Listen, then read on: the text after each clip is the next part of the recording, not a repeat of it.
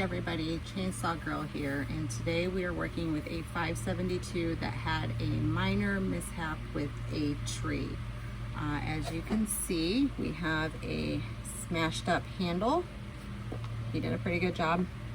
So I'm going to kind of walk you through what we're going to do as far as getting the fuel tank replaced on this. He got lucky, that's the only thing that was damaged, was just the fuel tank. So we need to pull this piece here off that covers your throttle. We need to pull our handle. We have a mount here that we're going to have to pull, an AV mount. Then we have a AV mount here at the handle that we are going to have to pull. And then we're just going to have to unplug fuel lines and finesse them down through the case and get his new one put back on. So we're going to go through this, get it all put back together, and then double check and make sure there wasn't any other damage. I don't think there was. I think he got pretty lucky and it just tweaked his handle here. So here we go.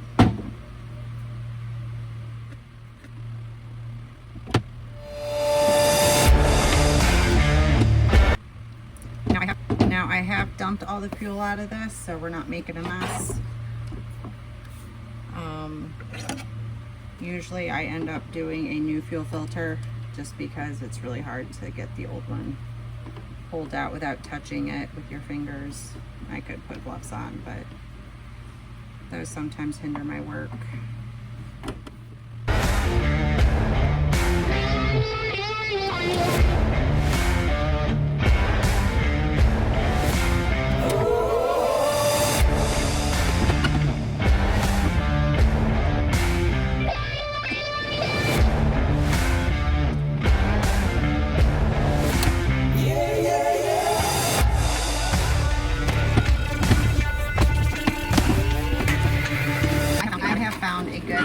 To get into is to put the bolts back where you got them,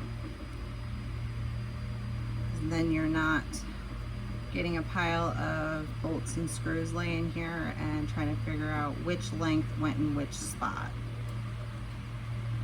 That's especially really important when you're doing complete teardowns, because there's so many bits and pieces that can get lost. Or you're laying there, have them all laying there, and you're like, well, where'd that one go, or where'd that one come from? And remember, if you have a screw going into plastic, that you countersink it so you don't cut new threads and then nothing's gonna hold. A lot of these handles are famous for that. They have you got your metal screws here, but you're going into a plastic fuel tank. Now the underside is metal going into metal for your bottom of your handle, but the side handle here is a plastic screw.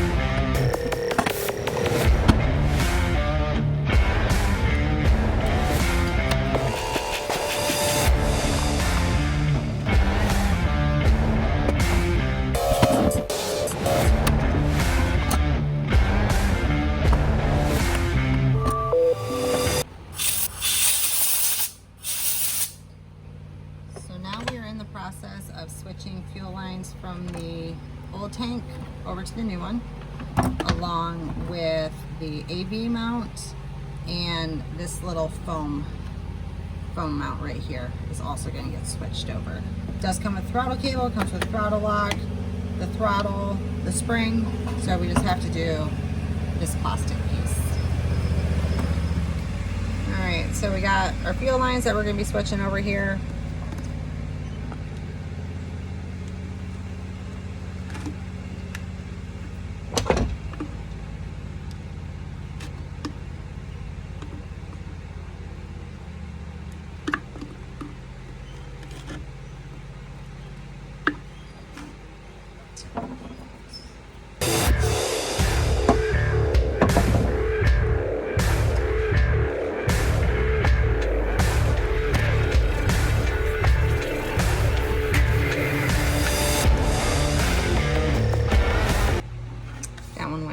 Nicer. Alright, we have, like I said, this little foam mount here we're going to switch over. And then we got this little rubber guy mount here.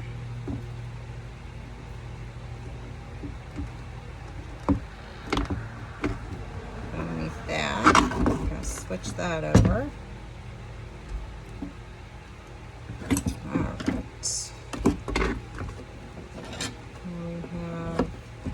So I actually had to take this, you probably can't see it, but I had to grind down the end to actually fit into these mounts, because this is actually from Husky, but it wouldn't fit. Talk about frustrating. And I had one for Snap-on that fit perfect, but I broke it. And the replacement had a bigger shaft on it. So that one didn't work. All right, so new tanks, when they come in, do not have the threads cut into them. So you have to make your own threads by just feeding it down through.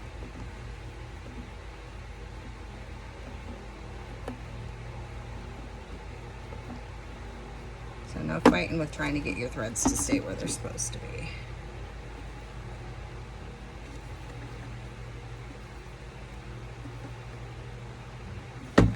This one, got an angle on that mount, so we gotta keep that angle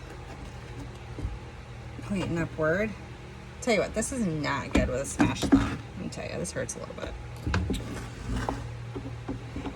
Note to self, don't get your thumb in the way of a hammer. Hurts. Makes it all shorts a pretty black and blue. Let me tell you what, talk about a bad week in the shop. Tuesday, I smashed my hand. Broke a brand new clutch, long story, and then my big lift for my big zero turns broke while I had a zero turn on it. Let's talk about a really bad week. Let me tell you what. Alright, which size is this one? And then we had to go put hay in the barn after work, and wouldn't you know, hay elevator broke. That I just fixed. Should have done a video on that. Chain popped off. It was a simple fix, but it was the fact of my day had been like that, and I go, and the hay elevator breaks. And it was like the last 20 bales, of course.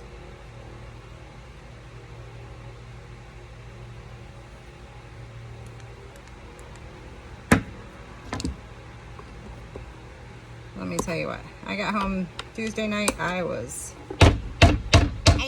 done for the day.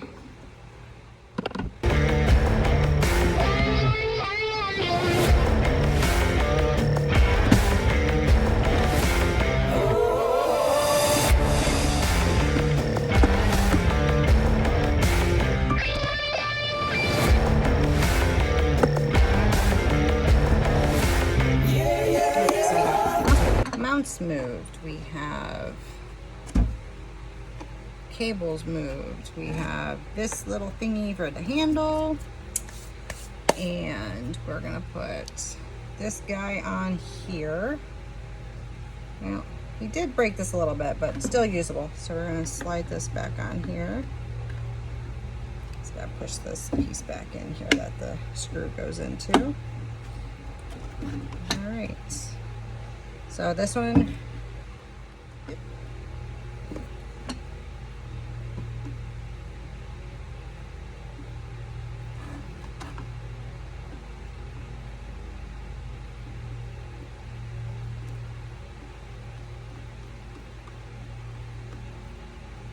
there's a chance he's going to be replacing this piece at some point, but still works for now. So we're going to go with it.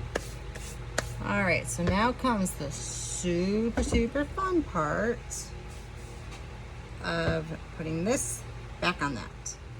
Okay, so now we have to finesse this back onto this and get all the wires put back in where they need to be, along with the cables, without bad language. So here we go. You have to twist this kind of in here to get it up in, but you need to feed, well, actually we're going to start this way. We're going to feed our throttle cable up through here.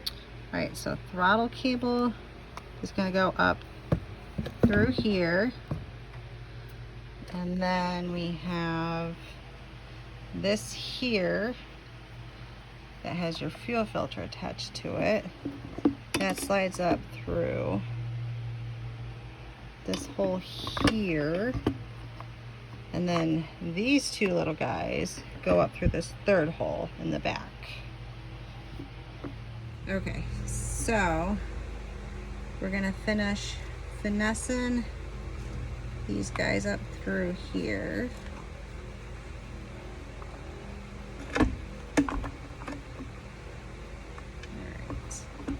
We gotta get that snapped in there. We gotta, so these do have ridges where they're gonna pull up through and pop right in to this one, to the carb base here. Oops. In theory, that one doesn't want to go up in. We're gonna have to help that one from the bottom. There we go. Okay, so we have all of our lines in. That one's surprisingly easy. Normally I fight with it. So then we are going to hook up our fuel lines here, and our vent line and our throttle cable. All right, so we have throttle cable is going to go here.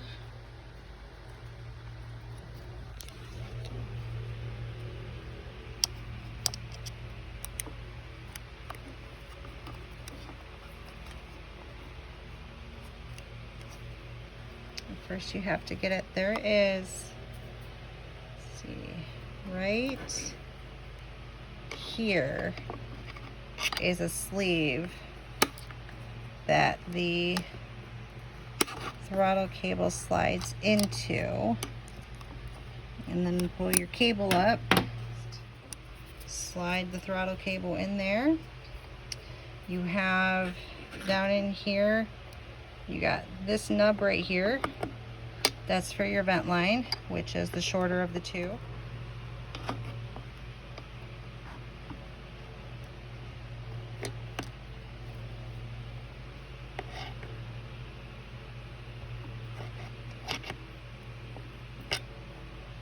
Okay, and then way down here, see right back here on the carburetor, that is where your fuel pickup line is going to get attached to.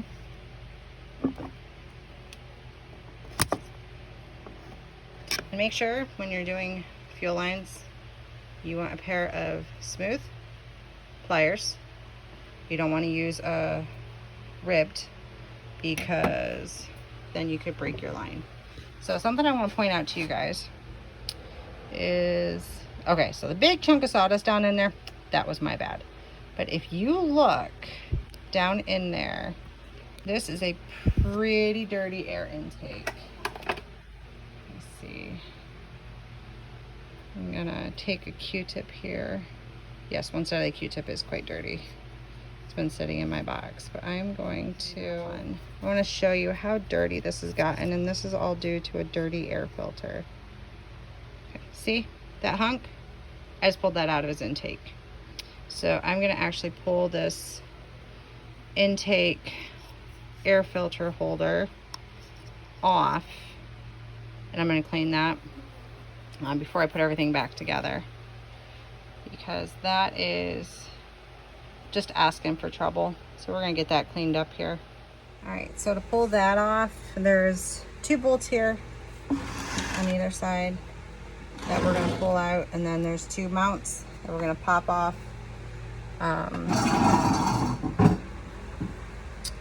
And then there's just some lines we'll have to disconnect here. Let's see. So it's a T20.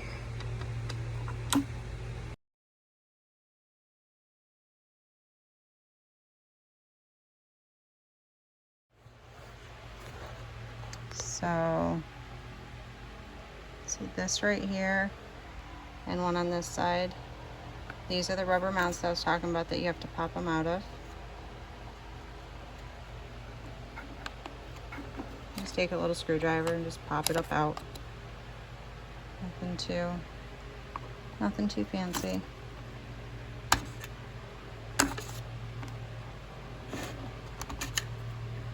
Just like that. All right, so we have our screws loose. Magnets are a wonderful thing. There's one. So what I'm gonna do is I'm gonna clean this, and I'm gonna recommend to the customer that he change his air filter. Make sure we don't get any debris down in the carburetor. So I'm going to go through here with a Q-tip and just kind of clean up these nooks and crannies without having to pull that carburetor off and clean the whole thing.